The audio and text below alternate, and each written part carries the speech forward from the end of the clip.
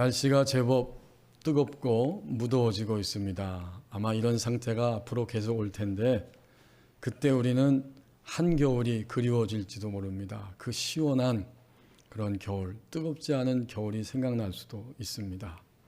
제가 사는 사택에서 겨울에 매년마다 목격하는 것이 있는데 밤에 눈이 하얗게 쌓였습니다. 그러면 틀림없이 새벽 기도를 갈 때, 어느 때는 갔다 와서 누군가가 제 사는 그 사택 바깥쪽 베란다 그 앞에 눈사람을 만들어 놓습니다.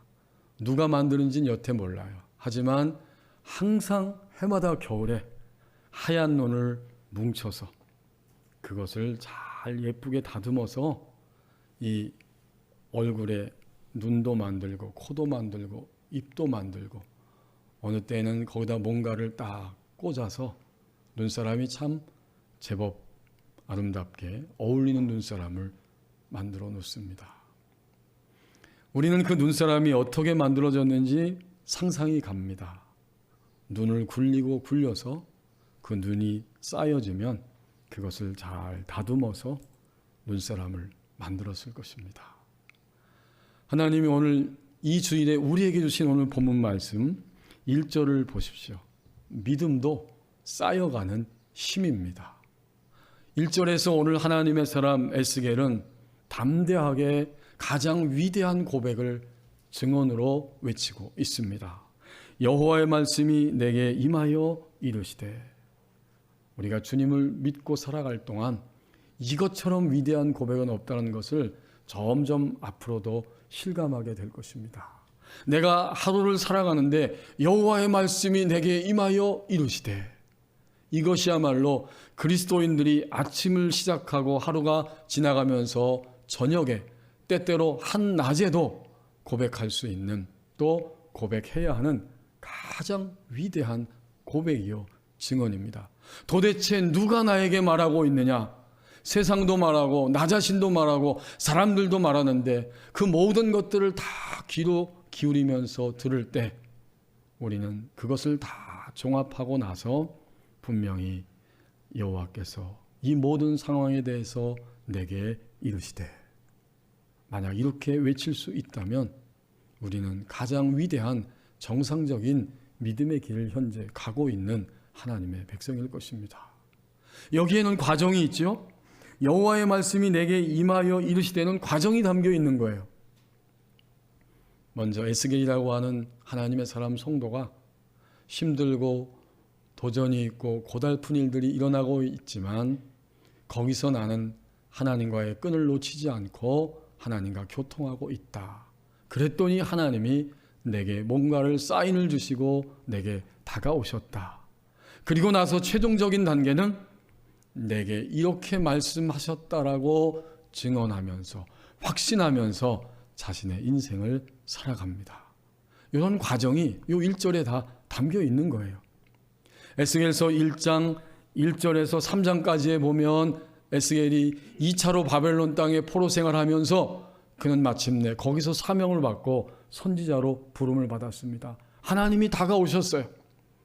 그리고 내가 내게 들려주는 말을 증언하라. 하지만 백성들은 이마가 굳고 마음이 딱딱하게 굳어서 패역한 백성이기 때문에, 어그러지고 삐뚤어져 있기 때문에 내가 너를 통해서 내가 내 입술로 증언하는 나의 증거를 듣지 않을 것이다. 사실 그랬어요. 상대방이 말할 때 또는 내가 누군가에게 어떤 이야기를 할 때 그것이 용수철처럼 퉁퉁 튕겨져 나간다는 느낌을 받을 때 가장 힘들 것입니다. 에스겔 선지자가 이렇게 예언하고 있는데 백성들은 용수철처럼 퉁퉁 튕겨 나가면서 그 말을 절대 받아들이지 않습니다. 이런 어려움이 에스겔 선지자에게 찾아온 거죠. 더 나가서 8장에서 11장까지 해서 보면 하나님이 바벨론 땅에 자기 집에 있는 에스겔을 들어 올리셔서 환상 가운데 예루살렘으로 보내셨는데 거기서 보니까 성전에서 사람들이 우상을 숭배하며 모든 지도자들이 사람들이 그렇게 하나님을 완전히 배반하고 살아가고 있고, 마침내는 그 성전에서 하나님의 영광이 떠나버리고 멸망을 향해 가고 있는 것을 환상으로 생생하게 들여다보고 있었습니다. 그것을 바라보는 에스겔의 마음이 힘들고 도전적이고 고통스럽습니다. 그리고 우리가 함께 또다시 주목해야 할 에스겔 전체 내용 가운데 중간 부분에 에스겔서 24장 15절에서 17절까지의 말씀에 보면 어느 날 하나님이 에스겔 선지자에게 나타나셔서 얘야, 내가 기뻐하는 것, 내가 늘 즐거워하는 것이 있는데 내가 그것을 한 번에 쳐서 빼앗을 텐데 너는 슬퍼하거나 탄식하지 말아라. 장례식에 참여할지라도 조용히 얼굴을 수건으로 머리를 싸고 이마에 두르고 큰 소리로 울지도 말고 외치지도 말고 다만 속으로 깊이 탄식하면서 그렇게 있어야 한다. 결코 초상집에서 먹는 음식물조차도 먹지 말아라. 아니, 하나님이 에스겔에게 이렇게 다가오셨어요. 그리고 그 말씀을 백성들에게 선포하게 하는데 바로 그 시간에 하나님이 사랑하는 아내를 쳐서 죽이십니다. 이게 이해가 되는 사건입니까? 어떤 나쁜 사람들에 의해서 아내가 살인을 당한 게 아니라 예언의 말씀을 이렇게 선포하고 있는 선지자의 아내, 에스겔의 아내를 쳐서 죽게 만듭니다. 에스겔 24장 16절에 인자야, 내가 내 눈에 기뻐하는 것을 한 번 쳐서 빼앗으리니 너는 슬퍼하거나 울거나 눈물 흘리거나 하지 말며. 이제 선포했어요. 그랬더니 18절 말씀에 내가 아침에 백성에게 말하였더니 저녁에 내 아내가 죽었으므로 아침에 내가 받은 명령대로 행하매. 이런 엄청난 도전과 일과 가장 쓰라린 그런 혹독한 일을 에스겔 선지자는 그의 인생에서 지금 목도하고 경험한 상태입니다. 그리고 37장에 넘어와 보면 마른 뼈들이 일어나는 환상을 통해서 그럼에도 불구하고 내가 나의 백성 이스라엘을 마른 뼈와 같은 그들, 생명이 없는 그들을 다시 일으켜 나를 위하여 큰 군대가 되게 하리라. 오늘 본문으로 돌아와서 보십시오. 그리고 나서 38장에서 하나님이 다시 에스겔 선지자에게 다가오시고 예언하게 하셨습니다. 그래서 1절에서 하는 말이 이 모든 쓰라림과 이해할 수 없는 것들과 아픔과 고통이 나의 인생 가운데 1장에서부터 37장까지 있었지만 나는 희망, 소망을 외친다. 왜? 하나님의 약속의 말씀이 있고 하나님이 여전히 함께 하시고 함께 하실 것이기 때문에 이것을 다 담고 있는 말씀이 38장 1절이죠. 그는 말합니다. 그 모든 과정을 다 가슴에 담고 이야기합니다. 여호와의 말씀이 내게 임하여 이르시되. 이 가장 위대한 선언, 가장 위대한 고백을 그의 인생 가운데 지금도 던지고 있습니다.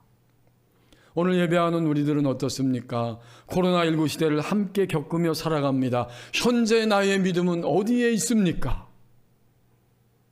그럼에도 불구하고 주님을 믿는 우리의 믿음은 쌓여지고 쌓여져서 만들어지는 것이고 마침내 쌓여지는 힘입니다. 오늘 에스겔 선지자의 이 힘을 봅니다. 에스겔 성도의 이 위대한 힘을 봅니다. 그럼에도 불구하고 여호와의 말씀이 내게 임하여 이르시되. 가장 위대한 선언을 오늘 우리는 듣고 있습니다. 닐 앤더슨이라고 하는 미국의 교수 상담가 그분이 있는데 어느 날 그분에게 찾아와서 상담하고 돌아갔던 한 여성에게 편지가 왔습니다. 저는 박사님을 만나러 가던 날을 잊을 수가 없습니다. 저는 이제 마음속의 음성이나 느낌 때문에 더 이상 두려워하지 않습니다. 육체적으로도 아주 평안합니다.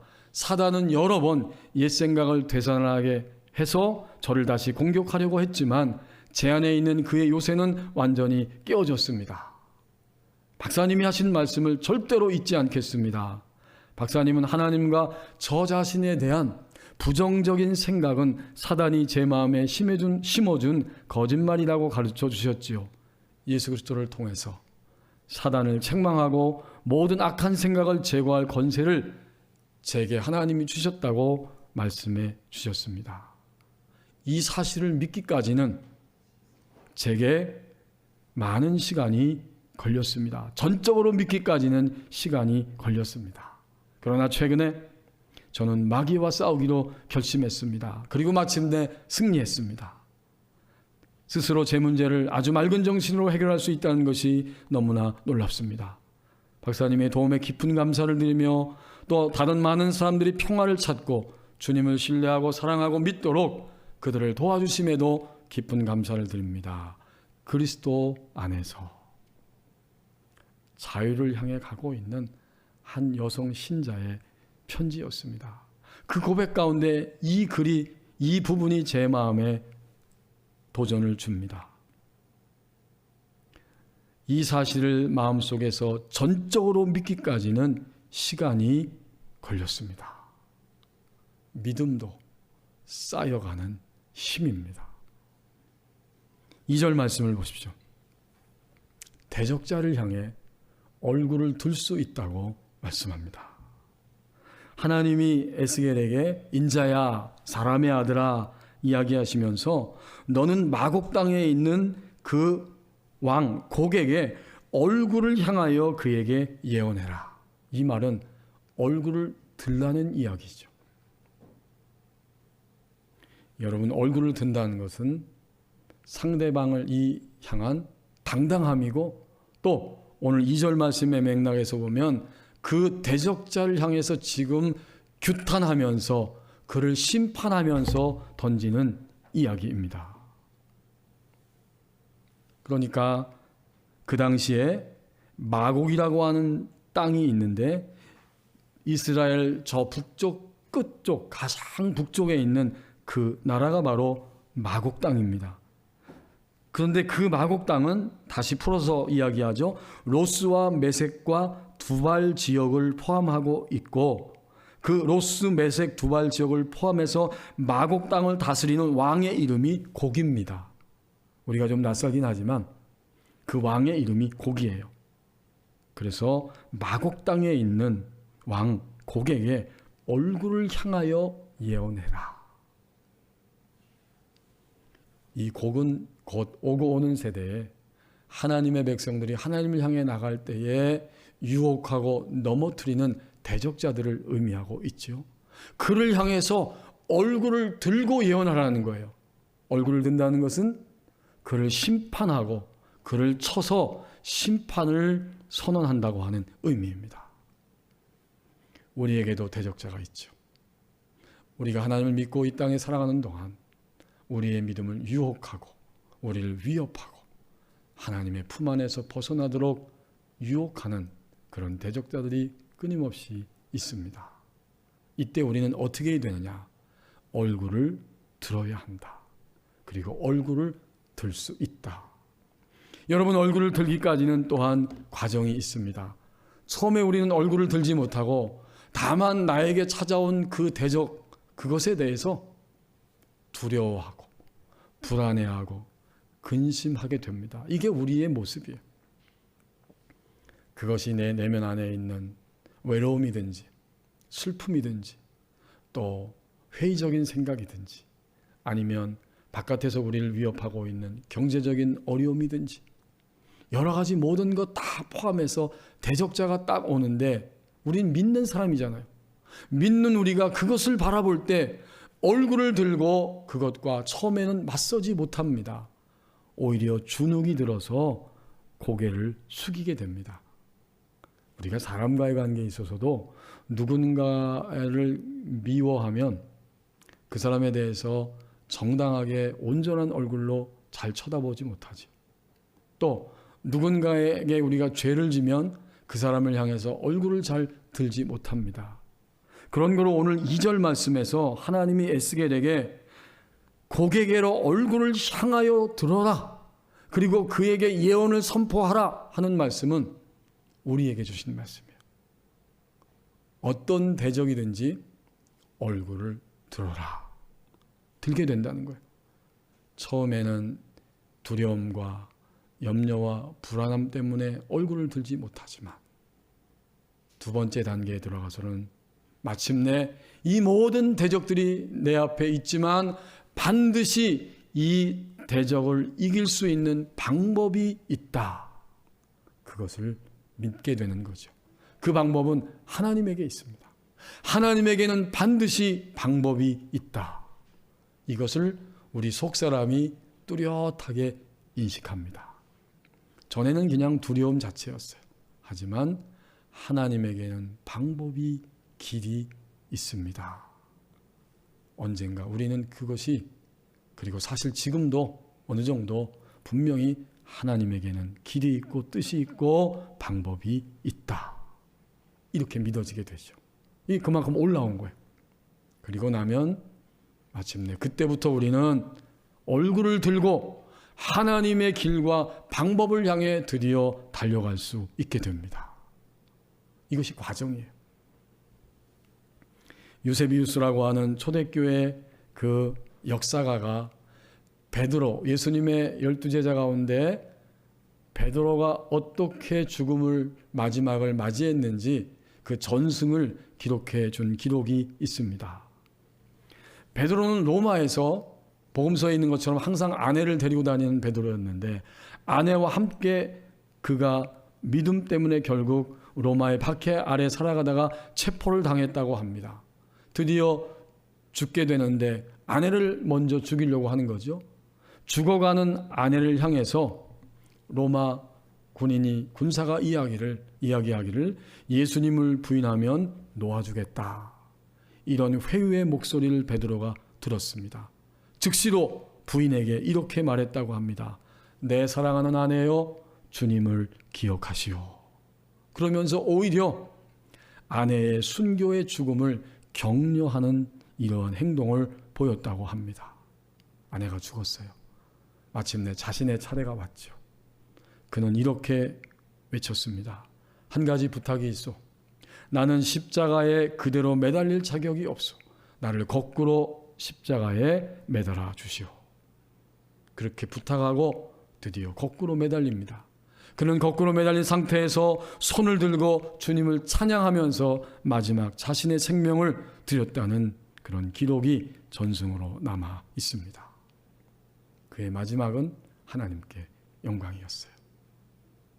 이 사도 베드로가 기록한 서신이 신약성경에 나오는 베드로전서와 베드로후서이고, 베드로후서 마지막 절 3장 18절에 마치 베드로가 죽으면서 그렇게 하나님의 영광을 구했던 것처럼 그의 마지막 모습을 들려주는 그런 확신의 말씀이 나옵니다. 물론 성령이 베드로를 통해서 그렇게 기록하게 하셨죠. 오직 우리 주 곧 구주 예수 그리스도의 은혜와 그를 아는 지식에서 자라가라. 영광이 이제와 영원한 날까지 그에게 있을지어다.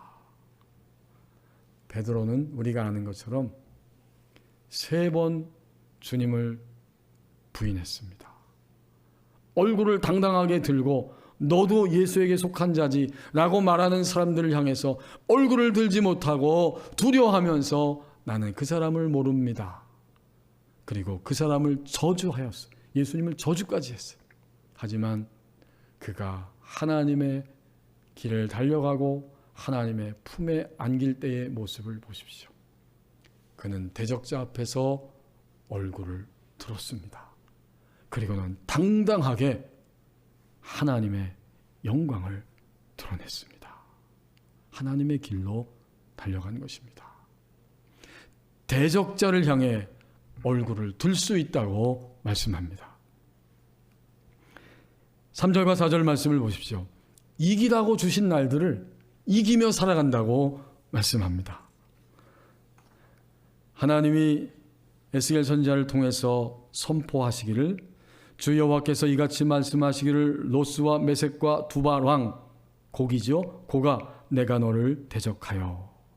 그렇죠. 우리가 싸우기 전에, 우리가 고개를 들고 얼굴을 들고 대적자를 향할 때 우리는 이미 먼저 거기서 싸우고 계시는 하나님을 발견합니다. 내가 너를 대적하며, 하나님이 이스라엘이 싸우기도 전에 먼저 대적하고 계신 거예요.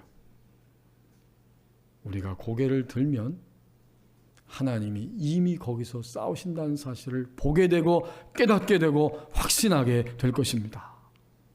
좀 더 구체적으로 4절 말씀해 보니까 하나님이 어떻게 하시는가 보았더니 그 대적자들을 향해서 돌이켜 갈고리로 내 아가이를 꿰고 그 대적자 고기 무장한 모든 군대가 어마어마한데 너와 말과 기마병 내 온 군대를 끌어낼 것이다. 완전한 갑옷을 입고 큰 방패 작은 방패를 가지고 칼을 잡고 있는 그 큰 무리 너의 고개 군대를 다 끌어낼 것이다. 그뿐만이 아닙니다. 이스라엘을 지금 대적하는 것은 그 큰 무리들뿐만 아니라 함께 연합전선을 형성한 연합군들이 있어요. 5절과 6절에 그 연합군의 그 이름들이 나옵니다. 그들과 함께한 고개 군대와 함께한 방패 투구 갖춘 바사, 구스, 붓, 고멜 그리고 북쪽 끝에 도갈마 족속 그 모든 때 많은 백성의 무리를 곡 너와 함께 끌어내리라. 9개의 연합 국가가 같이 합심해서 지금 유다 하나님의 백성을 향해 전선을 갖추고 싸움하기 위해 다가오고 있습니다. 이게 다 대적자들이죠. 대표적으로 고개 군대 그리고 그와 함께한 8개 지역의 군대 9개의 연합군을 형성해서 지금 다가오고 있는데 그럼에도 불구하고 하나님이 먼저 싸우고 계십니다. 이제 우리는 분명히 깨닫습니다. 우리가 하나님의 편에 서기만 하면 이미 하나님은 우리보다 먼저 우리의 대적과 싸우고 계십니다. 이 사실을 분명히 깨닫고 확신합니다. 이렇게 연합군대가 쳐들어올 때에도 하나님은 결코 실패하지 않으십니다. 우리가 살아가는 이 땅에 인간의 죄와 타락으로 인해서 아픔이 있고 질병이 있고 마지막은 다 죽음을 향해 가는 이러한 우리의 인류의 모습이지만 하나님은 이런 모든 연합군대가 형성해서 하나님의 나라를 공격하고 있음에도 불구하고 마지막에는 분명히 하나님이 심판하시고 인간 구원의 역사를 완성해 주십니다. 역시 하나님이 완성하시는 거예요. 우리는 이 지점에서 이 마곡의 왕 곡의 의미를 삼중적인 의미를 다시 한번 생각해 볼 수 있습니다. 먼저 첫 번째 의미는 당연히 에스겔 선지자 시대에 저 가장 끝 북쪽 끝 쪽에 자리를 잡고 있는 바로 그 마곡의 나라 로스와 메섹과 두발을 포함한 이 마곡 지역의 왕인 곡 그들이 연합전선을 형성해서 하나님 백성 유다를 공격하고 있습니다. 유다를 공격하는 마곡의 왕을 바로 생각해 볼 수 있습니다. 하지만 결코 유다를 하나님 백성을 이기지는 못했습니다. 그 증거가 뭐예요? 지금까지도 이스라엘이 저 중동의 이스라엘이 생존해 있다고 하는 것이 바로 증거입니다. 에스겔 선지자 이후에도 하나님 백성 유다는 여러 위기를 만나고 여러 강대국들 제국들에 의해서 공격을 받았지만 여전히 보존되어서 지금까지 생존하고 있습니다. 두 번째 의미는 예수님이 재림하시고 하나님이 인류의 역사를 마감하시고 새하늘과 새 땅을 주실 때 그 직전에 바로 하나님과 하나님의 백성들을 도전하는 그러한 그럼에도 불구하고 마침내 하나님이 역사를 심판하심으로 완성하신다는 사실을 보여주는 요한계시록의 의미를 생각합니다. 한번 찾아볼까요? 요한계시록 20장 7절에서 10절 말씀에 그 이야기가 나옵니다. 신약성경 419쪽 요한계시록 끝부분이죠. 20장 7절에서 10절에 이렇게 말씀하고 있습니다. 천년이 참에 사탄이 옥에서 놓여 나와서 땅의 사방 백성 곧 곡과 마곡을 미혹하고 모아 싸움을 붙이리니 그 수가 바다의 모래 같으리라. 그렇군요. 하나님의 나라가 완성되기 직전에 사탄이 마지막으로 발악을 하면서 공격하게 되는데 곡과 마곡을 미혹해서 싸움을 붙인다는 거예요. 여기서의 의미는 곡은 곧 통치자이고 여기서 마곡은 결국은 바로 불신자, 세상에 있는 모든 불신자들을 의미합니다. 사단이 드디어 세상의 통치자인 곡과 또 하나님을 믿지 않고 있는 마곡, 모든 이 땅의 백성들을 모아서 싸움을 붙이게 됩니다. 그래서 8절에 보면은 땅의 사방 백성이라고 분명히 말하죠. 이 땅의 불신자들, 땅의 사방 백성, 우두머리인 곡과 그와 함께 연합한 모든 이 땅의 백성들, 곡을 모아서 미혹하고 그 수가 바다의 모래와 같은데 싸움을 붙인다. 그리고 9절 말씀에 보면 그들이 지면에 널리 퍼져 성도들의 진, 성도들의 삶의 터전, 사랑하시는 성도들이 살고 있는 지역을 포위하고 두르게 되는데 하나님이 그 싸움을 그냥 두시지 않죠. 개입하십니다. 즉시로 개입하십니다. 하늘에서 불이 내려와 그들을 태워버린다. 마침내 마지막 심판을 행하시는데 10절 말씀에 보면 그들을 미혹하는 그 마귀, 그들을 불과 유황못에 던져버리고 그들과 함께했던 모든 세상의 통치자들, 불신자들, 그리고 짐승과 거짓 선지자, 그들 모두가 다 세세토록 밤낮 괴로움을 받으리라. 마지막에 사탄도 분명히 멸망합니다.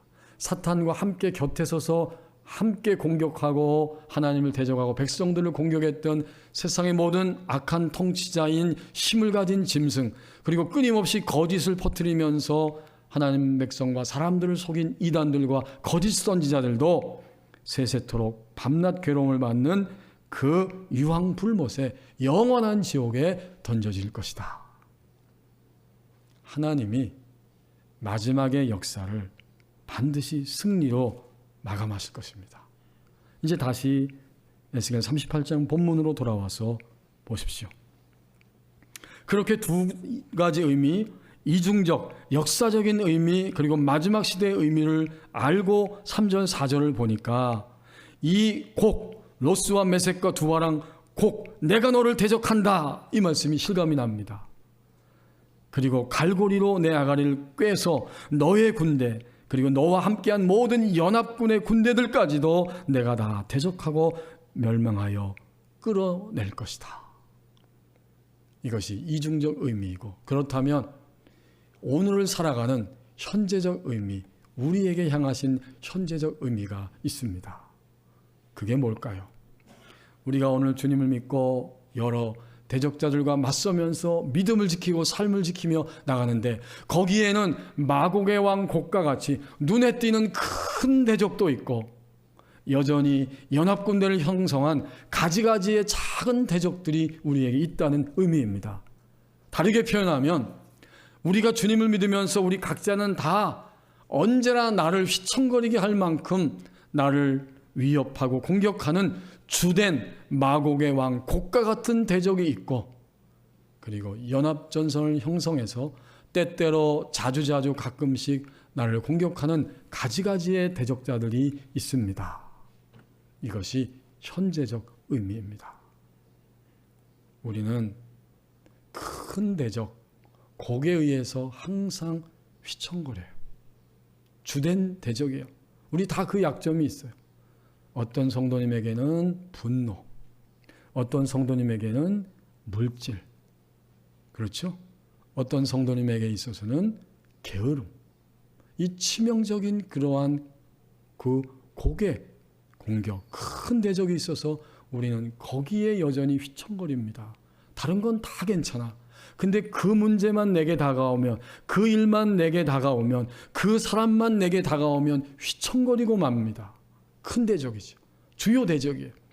더 나아가서 가끔씩 우리는 승리하며 기뻐하다가도 잔잔한 가지가지의 연합군대들에 의해서 또다시 유혹당하고 의심하고 쓰러지게 됩니다. 이것이 바로 마곡왕 곡의 삼중적인 의미입니다. 이제 우리는 어떻게 해야 될까요? 우리는 시간을 들이고 의지를 들여서 하나님 편에 서야 합니다. 그럴 때마다 하나님이 이미 거기서 싸우고 계시고 마침내 하나님이 먼저 싸우시기 때문에 우리도 승리하게 될 것입니다. 시간 속에 사는 우리는 시간이 중요해요. 그러므로 시간적으로도 그리고 의지적으로도 하나님의 편에 서는 끊임없는 선포와 훈련이 있어야 합니다. 그때마다 하나님의 싸움이 함께 하심으로 우리는 매일매일 우리에게 주신 이 날들을, 이기라고 주신 날들을 반드시 이기며 살아갈 수 있습니다. 우리가 주님을 믿은 날, 그날 이후부터 우리 그리스도인의 일생은 어떤 날이냐? 원칙적으로, 신앙의 법칙적으로, 영적으로 이기라고 주신 날들이에요. 이제부터 우리는 분명히 깨닫습니다. 앞으로 언제까지 우리가 이 땅에 살지 알 수 없지만 내게 주신 모든 날들은 반드시 이기라고 주신 날들이기 때문에 시간적으로, 의지적으로 하나님의 편에 섬으로 반드시 이기겠습니다. 내 삶이 포로와 같습니다. 이렇게 외치며 살고 싶은 사람은 한 사람도 없을 것이지만 우리는 종종 포로 속에 에스겔 선지자시대의 유다 백성처럼 살아갑니다. 그들을 향해 에스겔 선지자를 통해서, 그리고 오늘을 향해 에스겔 선지자를 통해서 말씀하십니다. 포로에서 벗어나 하나님이 주신 길로 나가야 한다. 기도하겠습니다.